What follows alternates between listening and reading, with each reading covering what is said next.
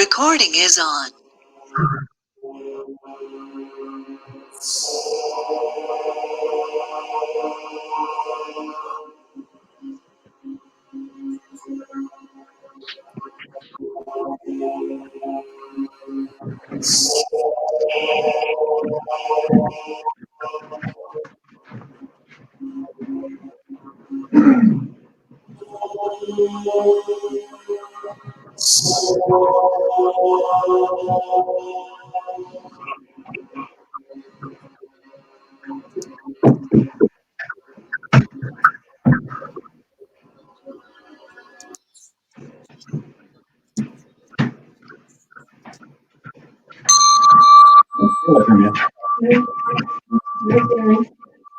No.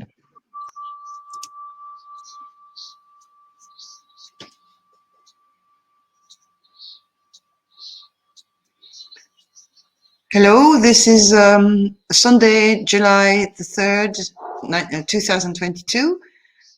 This is meeting, somebody help me. I'm just out, I can't remember, is it 1145?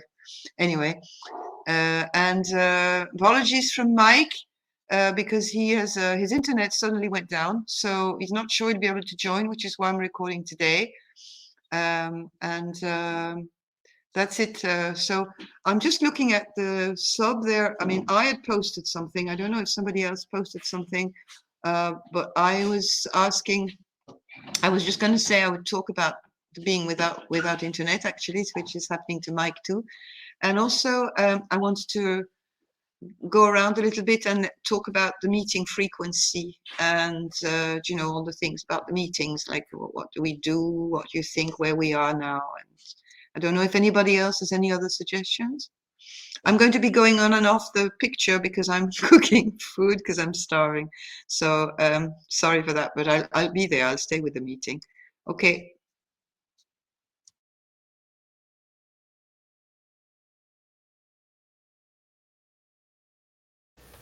Well, hello.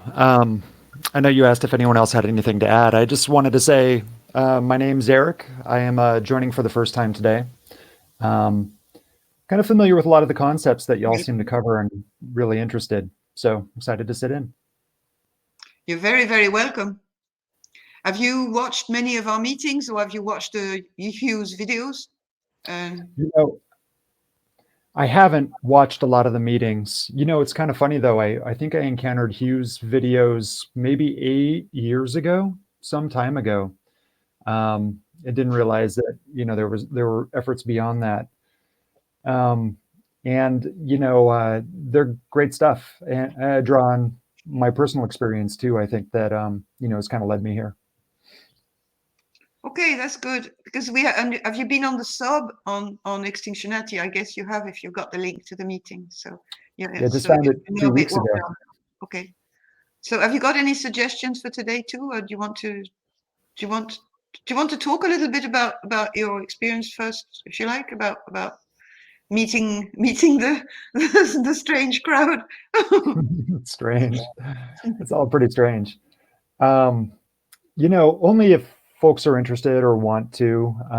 You know, my goal here is just to kind of get a feel for the group, the organization, you know, and engage in topics that I'm fascinated by and love. Um, but you know, if you all want more of an intro, I'm happy to provide some. Happy to chat more. Well, we have no organization whatsoever. There's no hierarchy, there's no leaders, there's no program, there's no action, there's nothing. We're just completely organically formed and deformed. And things happen. The meetings initially were happenings where Hugh was our kind of guru, where he was actually leading us in a sort of a cultish direction, trying to help us along the way. And so the meetings were, when he was alive, a real happening thing. And, you know, something was happening there anyway, one way or another. He used to talk nearly all the time. So we really didn't have much time to express ourselves. Since he passed away, we've been grieving. We've been really, really sad. It's been such an enormous loss that we're just coming, I don't know if we really come to terms with it, which is something I wanted to talk about today. Well, since that, the meetings have been different, but very enriching. A lot of people have come out of their usual silence, particularly Torstein, actually, who's there, but all sorts of other people have talked much more than they used to, and it's great. Like, but we're at a stage where I'd like to ask a few questions about the meetings. Are we going to do them as often? For example, the Eastern meeting was created for Gary, Petra, and at the time Ryan, who was living in China. So we did the Eastern meeting so that those people didn't have to be up in the middle of the night. Now Ryan is back in America, I think, or this side anyway. Petra is not attending at all because she has internet issues and she's got private things, so she can't attend the meeting. She hasn't attended them for months.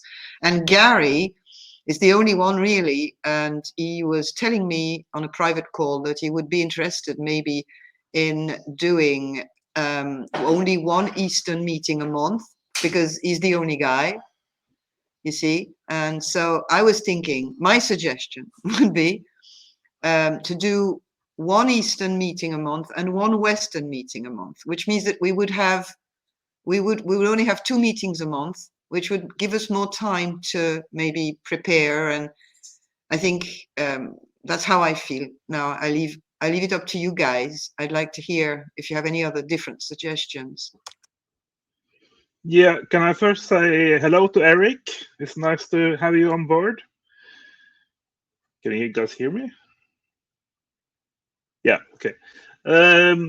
Always good to see new people joining the cult.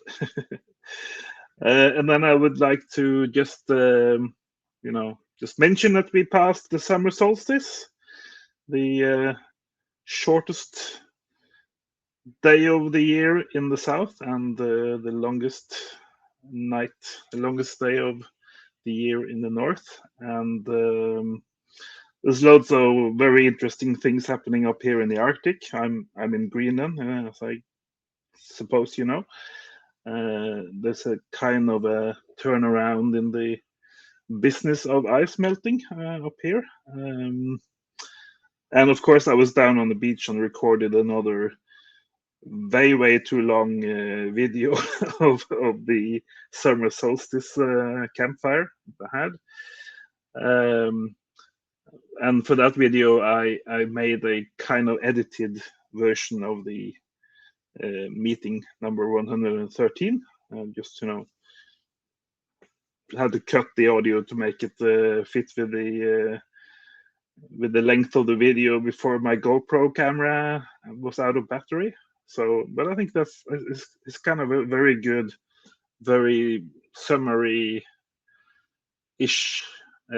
conversation that we had in number 113, and it kind of sums up the past 4 or 5 or 6 weeks that we had over the spring, and it fit into sort of right before summer solstice. So I think that was a really great conversation that I actually myself listened to when I was having my fire through the so-called night, the very, very bright night up here, because I like to take our conversations for another spin down on the beach while enjoying nature and listening again to the conversation. Yep, I go on mute.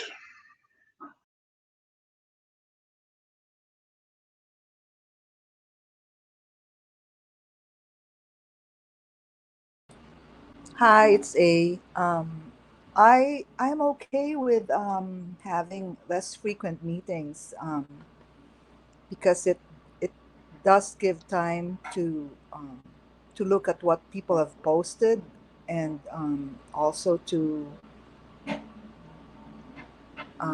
kind of prepare for the meetings. I know our meetings are not as organized as some people probably wish they were, but I think just the fact that we're still meeting and we're supporting each other, and we're sharing information, and coping tactics are a good way to go. I know that Jason, in the beginning, after Hughes leaving us, suggested that we could take a more organized approach. So that's also one way that we could go. It's probably not good to go to the extreme of having like a corporate meeting style, but yeah, some preparation for meetings with specific topics would also be good. It doesn't have to be that every meeting is very organized. Some meetings could be just kind of checking in and informing each other of what's going on in our parts of the world. But it would also be good to have focused meetings where, say, we discuss health issues, I don't know, other things, non-violent, violent action. So we could go kind of on a hybrid. That's my opinion. Yeah, I would like to just comment on that because I think one of my impressions of the previous meeting, the one that was, not the one that wasn't, but number 114, is that it was kind of too much of the left brain, or kind of too much of the alien cortex, sort of very strict, organized corporate style meeting or presentation. And I think if you're going to do that again, I think it will have to be about a very agreed upon subject, a subject that is sort of very central, like how to dig, how to dig a pit, or how to make a survival victory garden or something. Something that everybody wants to learn about, because otherwise it's like 2 hours about something that is only vaguely interesting or relevant. Yeah. But my main point is really that I actually like the kind of chaotic style that we're having on these meetings because it works. Yeah. I agree with the chaos totally, and the not organizing, no structure. I agree 100% with that too. And I think that was always the case. We did sometimes have topics, but the topics emerged after the meeting, not before. So the reason for the came to my mind for not having as many meetings is that I've noticed that we have had a few good ones where something really happens and where we really exchange and something comes out of it personally for me. But some of them, as you said, maybe the one that was very structured, maybe it just happened that I had just been sick and I was not in the best of form. But I think we've lost somebody so big who's been so central to the meeting that I think we need to reassess a bit what we want to get out of these meetings and what do we actually what is going to happen. I think we need to make something different and see where it goes. And I think with the persona and the charisma of Hugh, every week was really good because he had so much to give. He had so much to offer. He was constantly stimulating us. But I don't think we have this energy. We might have it. I mean, it might emerge, but I think that if we reduce it a bit, we might get more out of it. And we might not be going in circles a little bit, coming back constantly to the same thing. Something might emerge that's post Hugh. And I think we still should continue to interview people. That would be very interesting too. But I would like to see every 2 weeks, honestly.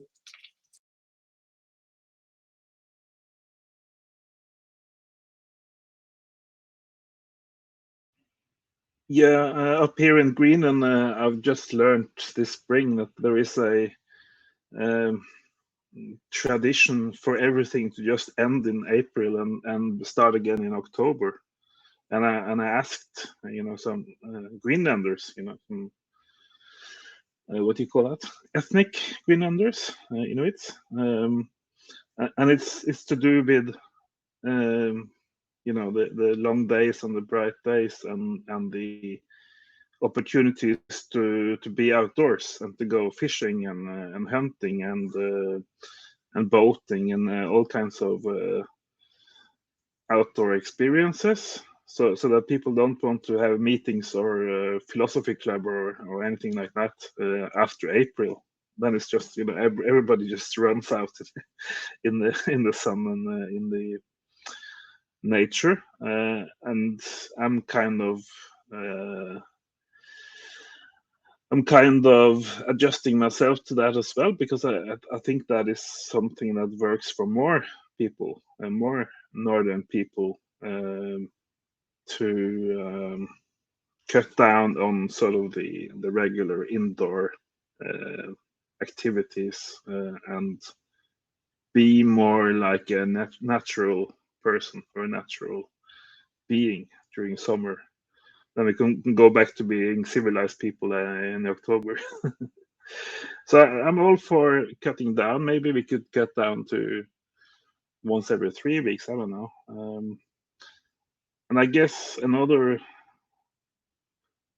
possibility, after the summer or whatever, when we go back to more frequent meetings, could be to move the Eastern meeting time zone, perhaps, so that you can get more people that is a suitable time for. I know the meeting times for the Western meeting is not very ideal for me, because it's like 5:30 in the night. So we could also look at the time zones that we are meeting in after summer. Yeah. And how can we do this? Because I remember when Hugh decided the 5:30 UTC, which is 6:30 for me, which was 7:30 for him in Greece, and it was like, well, he kind of agreed on that, and it suited him anyway.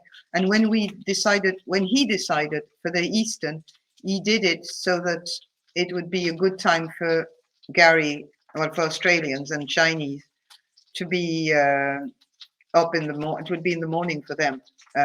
No, it would be in the morning for us, and it would be the evening for them. Oh God, I can't just read. Anyway, but it was so for you, for example, Torstein, the Eastern meeting is extremely early in the morning, isn't it?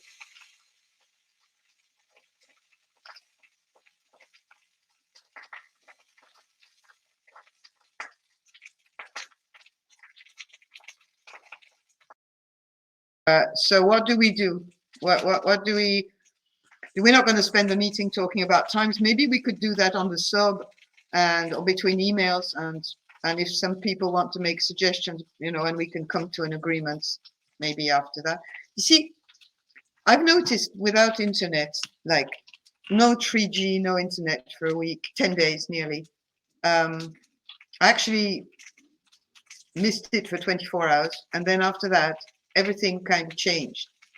And I just realized that I was back to my usual slow down kind of life. And I don't know, I felt that's when I started to reflect on the meetings, on the sub, on the frequency of posting, on reading and listening to videos and stuff like that. And it all happened at the same time. I suddenly started to think, I know it has to do with the seasons too. I'm in a northern type of country where the days are extremely long at the moment, where we have daylight until 10, 11 o'clock, and it's getting bright at 3, 4 in the morning. So I know that there is a seasonal thing too, and that you want to spend less time on screens because you want to be outdoors in nature. And at the winter, well, you will indulge with a little bit more internet and stuff. So why not be flexible and see how it goes for the next few months, and we can always change and make an experiment. Yeah, I think one thing we could do was to take the Eastern meeting or the Australian meeting only every 3 weeks, for instance, for the summer. Maybe, it's winter down there, so I don't know. Maybe Gary should have a vote in that. But to cut down Gary in Tommy the... was happy with that. Gary Tommy on a private call yesterday, that he was happy with every 2 or 3 weeks. Yeah, so let's say 3 weeks instead of 2 weeks, because then we can have a difference between high season and low season, in a way. I don't know. For an experiment, anyway.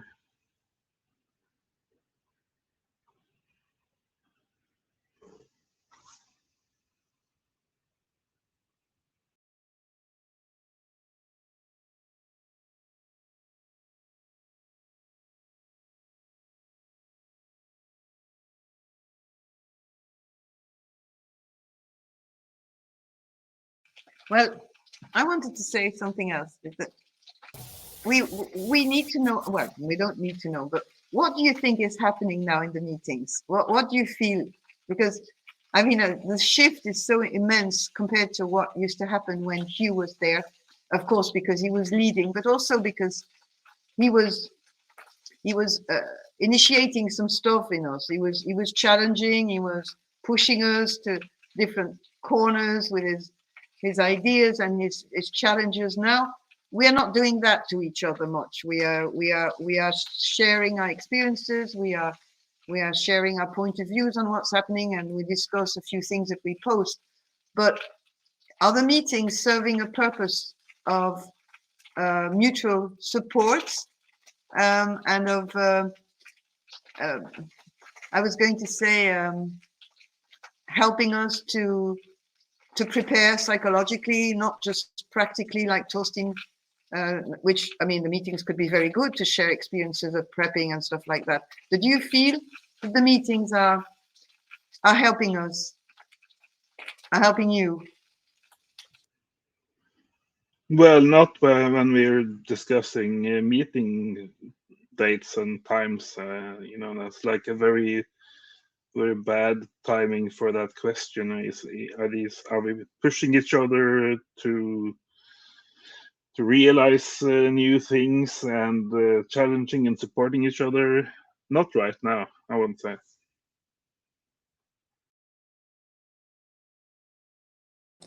Yeah, for me, I feel more as just kind of an attachment.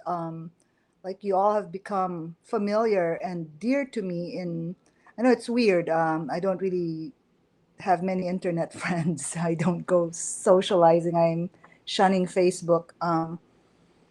So I see the meetings almost as a regular reminder that there are more important things than what I am actually doing in my mainstream life, which is working, earning a living. That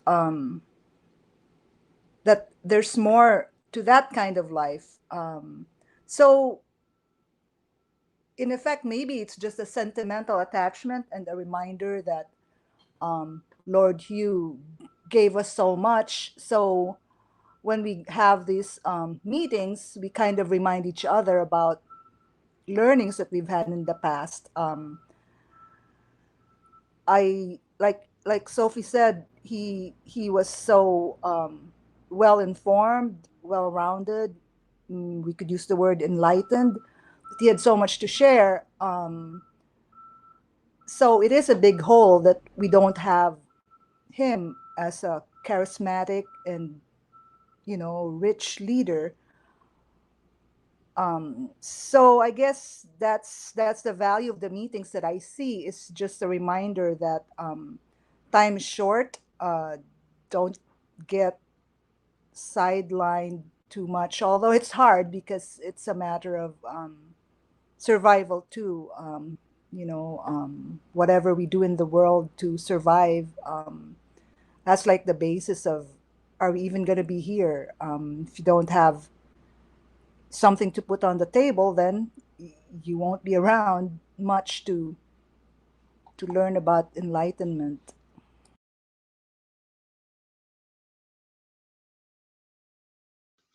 Well, a lot of the spiritual aspect of the meeting seems to have not vanished since you has not been there.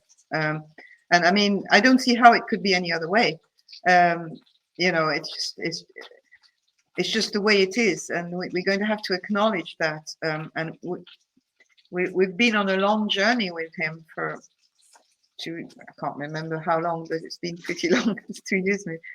And that is quite a long period of time to be every week nearly in the hands of somebody who knew how to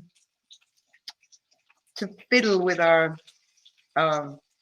spiritual states. And I think there is a kind of a personally for me, I think I kind of still looking for it, but it's not there. Obviously it can't be there because he's not there anymore. And at the beginning of the meetings, I was still feeling that there was this kind of need that was not, you know, like you're missing something, you're missing a master, a teacher, something that was important and kind of central. Because I mean, personally, I know that there's a before Hugh and an after Hugh for me, because I mean, not only did he validate a lot of things for me, but he also made me progress and gave me a lot of things that I can't even put in words, really. But I feel that I wouldn't like to let it go either. I don't like to let go of the meetings or anything like that. And don't get me wrong, but I would be very interested to see what is going to happen, where are we going to go, you know. And like we said, after he died, we're going to have to continue and see what happens. And but I still want to acknowledge the fact that it's not I think we've tried to approach the spiritual aspect, particularly in the Eastern meeting, because Gary is more interested in that, and I can understand. I'm a bit like that too, and we're going to struggle a bit that way, I think, because we used to be sitting there silent, listening to him, and finding it very difficult sometimes to even say something, you know, to answer a question or anything. So now there's more silence, and I think we need to get out a bit of our silence, and like some people did when after he passed. And I think I'd like people to come forward, because there's always good, like there's always been good stuff coming out from people who don't talk usually, and there is a great potential there, and I think we need to do that, you know. Why doesn't you do a thing where each person is like a guru and takes a turn? So every participant gets to be the guru, and you just have a list or a roster of gurus. Oops. And you know, we can, if we have a schedule or not, we just have like this is list 1, 2, 3. Oh, I'm the guru next week, and just each person fakes it till they make it. That's a very good idea. Instead of having the employee of the week or employee of the month, we can have the big fat guru of the month or something. Or right? Guru of any persuasion of the month, yeah. Yeah. I would just like to comment on what A said earlier about enlightenment, because yeah, I think maybe A said it in a positive sense, but there is the at least on the human development timeline, there is it coincided in time, enlightenment and industrialism. So I think for some future meeting, or maybe this meeting, it would be interesting to discuss enlightenment, because I feel it very in my bones that I'm supposed to be for enlightenment, and I've always been for enlightenment since I learned about the philosophers. And I had this text a couple of months ago about defending Descartes, Jean-Paul Descartes, or whatever his name was. and I think it's kind of hard to pick down or you know, to take down enlightenment and drag it down into the mud as a bad thing. But I think it could be some interesting discussions about it. I recently followed the links that somebody posted on the sub about the Google artificial intelligence, or the sentient computer, and there is the allegory, a picture of the mirror, and the human person actually asks the Google AI what happens when the mirror breaks. What is lost when the mirror breaks that you cannot go back? And then the computer replies, what you lose is yourself. So when enlightenment came along and everybody became enlightened and started reading newspapers and getting educations and stuff, the computer says that we lost ourselves. We stopped being ourselves and started being enlightened. And you know, it's like when you're enlightened, then you are also qualified to work in the factories. You know, so there you have the sort of the start of the industrial hellhole or revolution. So if we don't discuss it today, I would like to in some later meeting discuss enlightenment pros and cons, or you know, how can we figure out what we really mean about what we really think about enlightenment. Is it something we can continue having in a post-collapse world, for instance? I'm very fascinated by the topic. I found that because I think I posted the thing about the bloke talking, who was a Google programmer or whatever, and who'd said that this machine was sentient.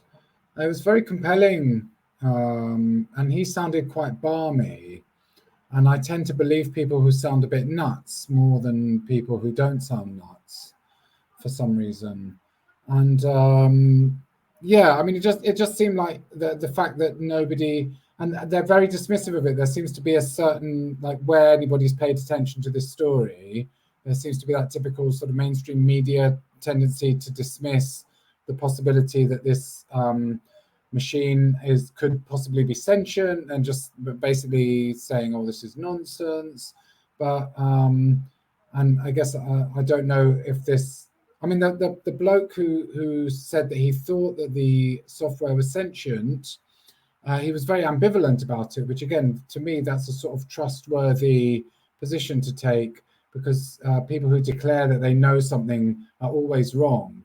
And so he sort of thinks he might know something intuitively, and at the same time, he expresses this ambivalence about it and seems to recognize the fact that you don't know if anyone's sentient. I mean, I don't know if I'm fucking sentient or not, really. So but I just thought yeah, it was very compelling anyway, all of that. And then coming into the issue of like whether there's within our own sort of consciousness some sort of state of enlightenment. I'm very, very fascinated by this topic, and it's always been a topic that has this built-in limitation, that is, if you want to know what enlightenment is, you have to be enlightened, and it's some sort of indescribable thing. And I'm thinking of the idea as presented by sort of Eastern philosophy or Buddhism, Hinduism, and all that sort of thing. And so I feel like it's this idea, oh, you need to be enlightened for some reason, because then you're more connected with the real nature of reality or something like this. And I feel like drawn to this idea. And what's interesting is, in the age of the internet, there seem to be a lot of personalities who've appeared who describe themselves as enlightened, that they've followed the instructions or followed the teachings of some, again, Buddha, or some outcropping of the Buddhist philosophy, and they've become enlightened. And there's these various people who call it non-dual awakening, and these people have a sort of glazed look in their eyes, and they feel that they've sort of internalized this idea that we don't really exist as individuals, but we're all part of this one conscious reality. I mean, I'm completely unqualified to really summarize what this thing is, but just yeah, exactly, that's my true name. But the idea that there is this sort of state of mind where you cease to kind of see yourself as a distinct individual, but you see yourself as this part of a flow within reality. And yeah, I don't know, that every individual human being is just like a sort of manifestation of the one consciousness of the universe. It seems to include the sense that you have no free will, really, that we're just, I mean, the way I perceive the idea of enlightenment is recognizing that we're like little eddies in a stream. So that maybe reality is a river of water, and when you look in the stream, you see those teeny weeny little eddies, that swirly little currents in the water, and that sort of appears to be distinct. But maybe it's got its own sort of energy, but it doesn't really exist apart from just a pattern in the flowing of the river. That's sort of my thing. And I have a sense that I've perceived that on a couple of occasions as a real reality, but the idea that somehow reflects an ultimate reality, I don't know. I basically don't fucking know anything, but I've got a sense that there is this sort of state called enlightenment, and it might be something to aspire to. Lord Hugh used to talk about, that's, you could become enlightened, and that's a worthwhile thing. And then also that it's something, if you try too hard to attain that state, it's more elusive. So you can kind of follow that as a path, but not to get too into it, which kind of is sort of sounds familiar, or resonates from all that Eastern shit. But yeah, basically, what we have now is the opportunity. Well, sorry, I'm rambling, but basically, in the pre-internet times, you would read these books about Zen or something like that, and then you'd think, right, I've got to go and spend 10 years in a Zen monastery to even find out whether this idea has any value that I'd want to, pursue it, or something like that. Or you'd have to join Tibetan Buddhism and study their shit to find out whether, so you think, oh, this is an interesting idea, but I have to become a virtuosic performer of this art to find out if it's worth performing.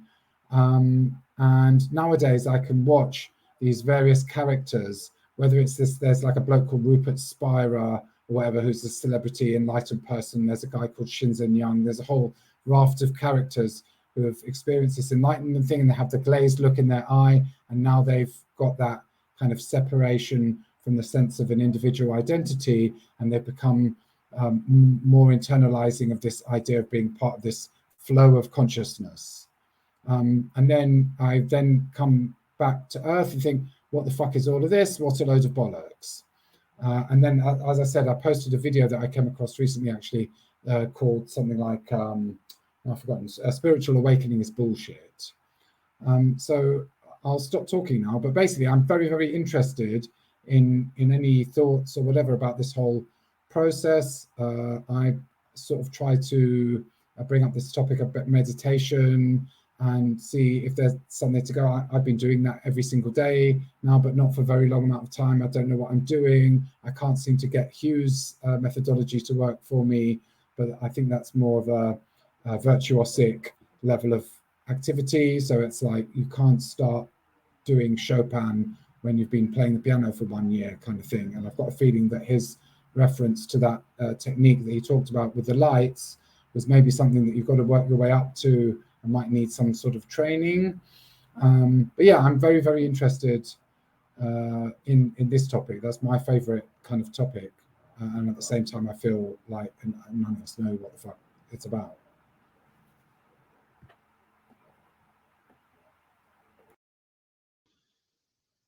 Yeah, I'm not sure where I read it, but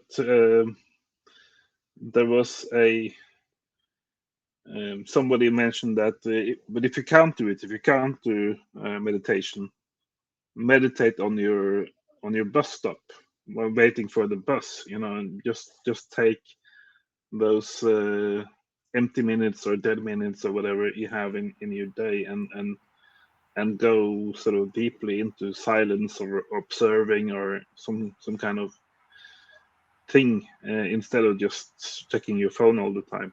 So just use those waiting periods or whatever. I've started doing that on my daily walking routine, where I spend a certain amount of time meditating on the soles of my feet, where I'm just walking normally and trying to maintain a focus on the soles of my feet. But have you got any idea why we should be doing this? Because I feel like I'm drawn to doing meditation, but I don't even know why. If I may say something, you said that the phosphine meditation seems to be difficult and that might need some training. I think it's the most easy, actually. It's actually too easy, and you kind of slip off, because everybody, after a while, after a few minutes of closing your eyes and just sitting quiet, will start to see lights. It's not something children.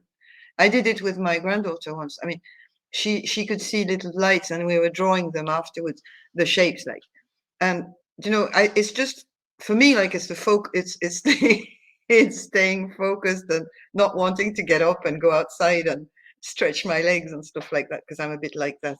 I'm a bit restless, but I think it's easy. It's just well, for me, it would be staying long enough to completely get lost in them, which has happened. Sometimes I've lost track of time completely. I don't get any phosphines. I just don't see anything really. Really? Yeah. You don't see you need to give me a training. After a while, you're on the black on the black behind your eyelids. Little things start to appear if you look a bit up towards the middle of your between your eyebrows. Yeah, I tried to look there after the a while. Yeah, and you don't see anything. You don't Not see really. little yellow, green little things coming in. It's a flat sort of marbled surface. Yeah. That's very slightly splodgy, but there's nothing else there. But did you do it long enough? Did you try? Well, no, that's the issue. Yeah, because I think it needs it's to be time at least 30 minutes. Yeah, but you see, time is an issue, because you want to get in this disconnected state long enough, because the idea, the purpose of the phosphines is, it's not the phosphines. I think it's the defeating the controlling rational kind of thing. You go offline completely there. You just go into something. So you're using the visual feedback as for that. I think time is the big thing. So yeah, that's the thing that made me stop sort of trying to invoke that phosphine thing. And I feel like maybe, so just to be able to spend that time, I guess in a way, is what you need to sort of work up to. Well, if we're doing less meetings, we might spend more time. We could do one Sunday where we're not on a meeting, all of us just spend an hour. I mean, I don't know how I could do that. I think I'd go berserk. But just trying to get long as possible. I mean, it's worth giving it a go. Hugh wasn't going to teach us something wacky and stupid. I think that's one of the practical thing he gave us, along with the emergency self-help, aid, which has been very useful for me in certain times, and I know it has been for Mike and other people I've talked to in the group. But he gave us a few techniques that he didn't need to do that. He just, so I think it's well worth keeping that and exploring it as much as we can till we see. But I think it's not just about talking about enlightenment. Has always made me feel very uncomfortable. So I don't want to talk about it, because I think it's not something that you can talk about really. But the defeating of the ego, and that is more something that that's on the way, on the path, that we need. I mean, that's in our way constantly, and might be an obstacle that I could discuss. I would like to talk about a bit more. The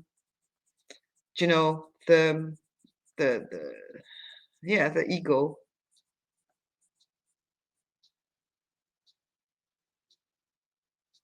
Is that not the kind of what we're trying to do with meditation?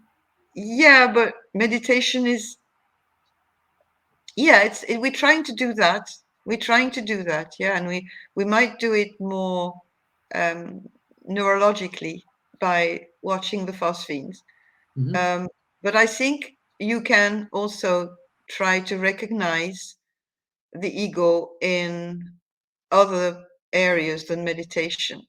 For example, in your interactions with other people, with your moods, with your sorts of things, and try to pinpoint, say, oh, where's that coming from? And I remember Hugh used to remind us kind of when we were talking, he used to say, oh, you know, who's talking there? Who is saying this? What is it? You know, what's behind this? And I often found that going back to the 12 rules of the Desiderata, sometimes some of them were very useful to just sometimes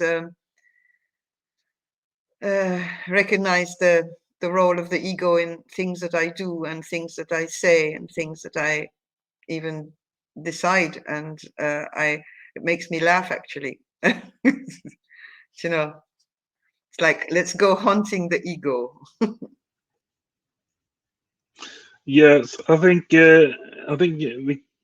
one could also kind of meditate, or just observe, um, be outside, be outdoors, and kind of go into an observance and reflection thing, where you do not only meditate about your ego, versus other people and stuff, but also about being just one out of a billion species, who are more or less equal in value. To sort of reflect or meditate upon our place on this planet. And that's, it's very easy for me, because I have like lots of seabirds and eider birds and even eagles. When I go 2 minutes walk down to the beach, I see all of these other creatures around. And the other day I was out fishing and got a fish, a big 10-kilo cod fish, every time I had my line in the sea. So it's just teeming with life everywhere up here, for the time being, anyway.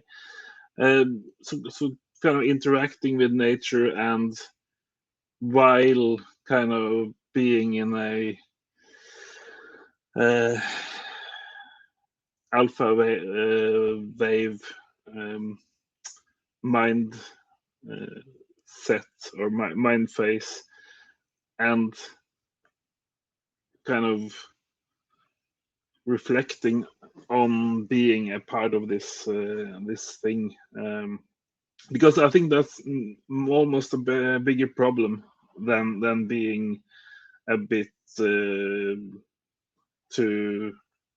egotistic or something in a social setting. I guess we all are, more or less, but the sort of big problem in this society is that so few people think about any other being than humans, while we are going to get a what do you call that? When you check someone's privilege, as an American expression, you're gonna get a privilege checked after the electricity goes away, and the food, the availability in the stores, and the water in the tap. When that goes away, we're gonna get our privilege checked hardcore, and then we will realize that we are not a special angel species, totally different from everyone else. So I think that's a good idea to try and bring with you into the meditation, that try to reconcile yourself with a multipolar world, or with a multi-value world, where the leaves and the birds and the fish and stuff have the same central position in the world as we have, at least in their own sphere, but also from the perspective of the planet and Gaia. they're just as good as us, and we'll be the species that will have the biggest problem in the next 5 or 10 years, I think.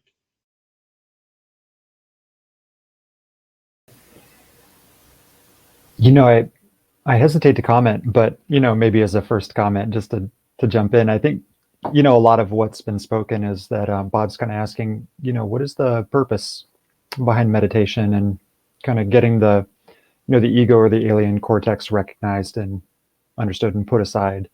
And I really value and appreciate what's been said so far, especially about the multipolar world and what's in nature. But just to share my experience with it, something that I found was really valuable. And I'm not pretending to know the teachings of this group or Hugh or be enlightened or anything like that. But with that, I feel like there are so many aspects to our lives that are a tool. The ego is a tool. It's a survival tool. It's a way to keep your physical body alive, And I think, as folks here are very aware, it tends to be all consuming. I mean, it tends to trick you into believing that it is you and it is the thing, and that's all that there is. But I feel like, to some degree, meditation's helped me, but I think just the perspective also has helped me even more so than meditation, that, when I feel like I can put that aside and recognize it as a tool, then it becomes clear that there was a filter in my view, and that filter dissipates. The way in which I would view the world was always through the perspective of the ego. And in that way, it's needy, demanding, controlling, fearful. It really is, it's in the way of what you see when it dissipates. And what you see is just incredible, just raw experience. The light that we're witness to, and the birds and the geese that it flashes from, the feeling of being alive is just so amazing, without kind of this fear and control getting in the way, without the perception of the ego. When you kind of get to that raw universal experience,